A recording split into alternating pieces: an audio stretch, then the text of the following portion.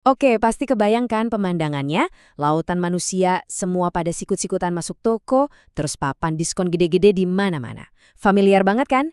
Yap, bener banget. Hari ini kita bakal kupas tuntas fenomena global yang namanya Black Friday.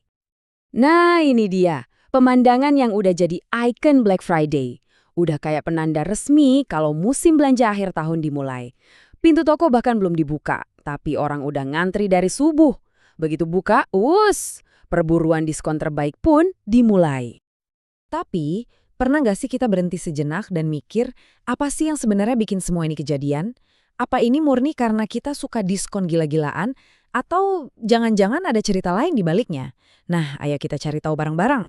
Oke, kita mulai dari akarnya dulu ya. Gimana ceritanya sih? Satu hari belanja ini bisa jadi tradisi yang kuat banget, sampai-sampai nyebrang dari Amerika dan jadi heboh di seluruh dunia.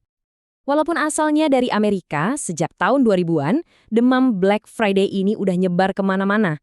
Dan sekarang ini bukan lagi soal satu hari Jumat doang loh, tapi udah jadi satu musim belanja yang benar-benar mengubah cara kita belanja setiap akhir tahun. Nah, sekarang kita masuk ke bagian yang paling seru. Asal-usul namanya, karena ternyata ceritanya nggak secerah diskon yang ditawarkan.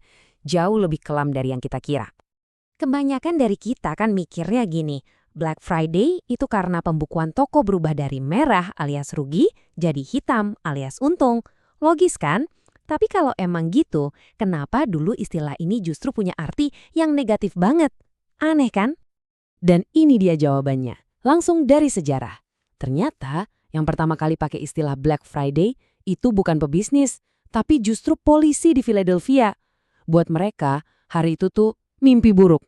Kekacauan total gara-gara serbuan pembeli. Jadi, buat para polisi, itu Black Friday sama sekali bukan perayaan. Itu artinya mereka harus lembur gila-gilaan buat ngurusin macet parah, kecelakaan, dan maling-maling di toko yang makin menjadi-jadi.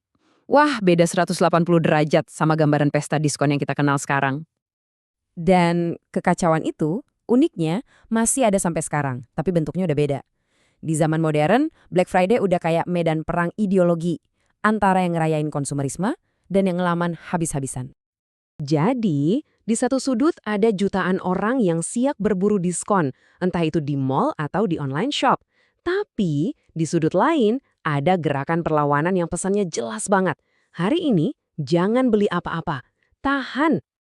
Nah, inilah inti dari Buy Nothing Day atau Hari Tanpa Belanja. Ini adalah sebuah gerakan yang sengaja diadain barengan sama Black Friday. Pesan mereka simple tapi dalam.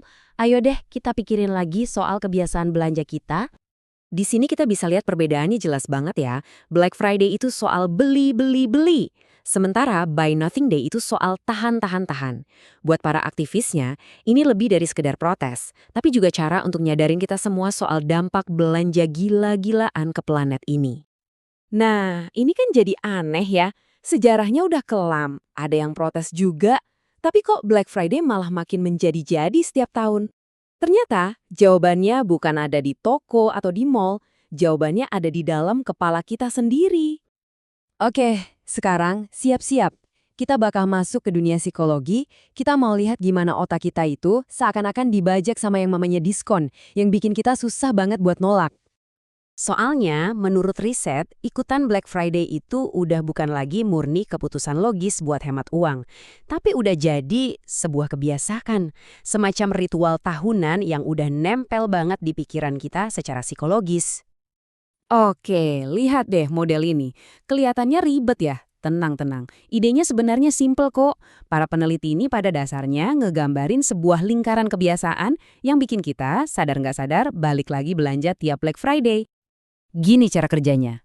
Pertama, soal perasaan. Kita kan seneng banget ya kalau dapat barang diskon. Kedua, soal logika. Kita merasa pinter. Wah, gue pembeli cerdas nih. Nah, rasa seneng dan rasa pinter ini kalau diulang terus-terusan tiap tahun, ya udah jadi niat yang super kuat buat ngulangin lagi tahun depan. Jadi deh siklus yang nggak putus-putus. Nah, ini dia intinya. Ternyata dua hal yang paling ngedorong kita itu simple banget. Apa yang udah kita lakuin tahun lalu dan apa yang kita rencanain buat tahun depan. Makin sering kita ikutan, makin otomatis juga kita berencana ikutan lagi. Lingkarannya jadi makin kencang, muter terus. Dan angkanya bener-bener luar biasa. Penelitian ini nemuin kalau cuma dari 2 faktor itu aja, kebiasaan lama dan niat ke depan, itu bisa ngejelasin 55% perilaku belanja kita di Black Friday. Itu lebih dari setengahnya loh, cuma dari 2 hal itu. Terus artinya apa dong buat masa depan Black Friday? Nah, siap-siap karena kesimpulannya lumayan bikin kaget. Buat para penjual, pesannya jelas banget. Udah nggak usah dilawan. Ngelawan kebiasaan ini cuma buang-buang energi dan sumber daya. Mendingan beradaptasi. Manfaatin aja siklusnya. Ini bukti kalau kebiasaan ini udah nancep dalam banget di kepala kita sebagai konsumen. Jadi, setelah kita bedah semuanya ya, dari sejarahnya yang kelam, perang ideologinya, sampai cara otak kita bekerja, pertanyaannya sekarang kembali ke masing-masing dari kita. Setelah tahu soal lingkaran kebiasaan ini, kira-kira tahun depan Anda bakal tetap belanja nggak? Sebuah pertanyaan buat kita renungkan bareng-bareng.